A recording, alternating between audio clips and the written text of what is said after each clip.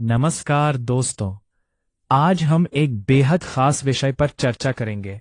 श्रीमद् भगवद गीता में वर्णित दो प्रमुख योग, ध्यान योग और ज्ञान योग। बिल्कुल, ये दोनों योग आत्मा की उन्नति के मार्ग हैं, लेकिन इनके अभ्यास और उद्देश्य में काफी फर्क है। तो चलिए पहले ध्यान योग पर बात करते हैं। ध्यान योग का मुख्य आधार है मन को एकाग्र और शांत करना।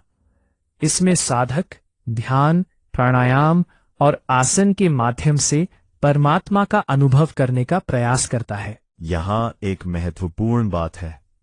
ध्यान योग में मन को इंद्रियों से हटाकर भीतर केंद्रित करना बहुत जरूरी है। क्या आपको लगता है कि यह सभी के लिए संभव है?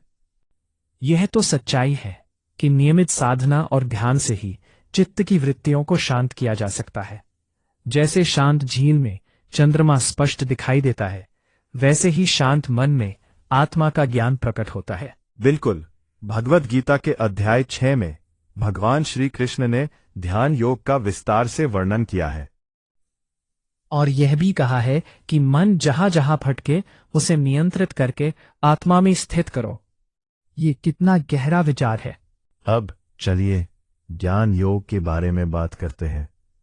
ज्ञान योग का आधार विवेक, आत्मचिंतन और सत्य का बोध है।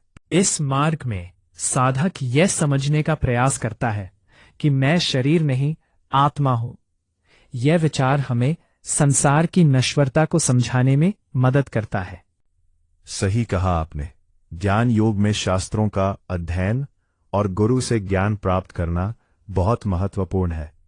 और जब ज्ञान आता है तो जैसे सूर्य उदय होने पर अंधकार मिट जाता है, वैसे ही मोह और भ्रम समाप्त हो जाते हैं। भगवद गीता के अध्याय 4 में ज्ञान योग का महत्व बताया गया है। इसमें कहा गया है कि इस संसार में ज्ञान के समान पवित्र कुछ भी नहीं है।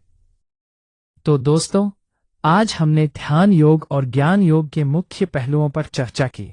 दोनों मार्ग अपनी जगह महत्वपूर्ण हैं। हमें उम्मीद है कि आपको आज की चर्चा पसंद आई होगी।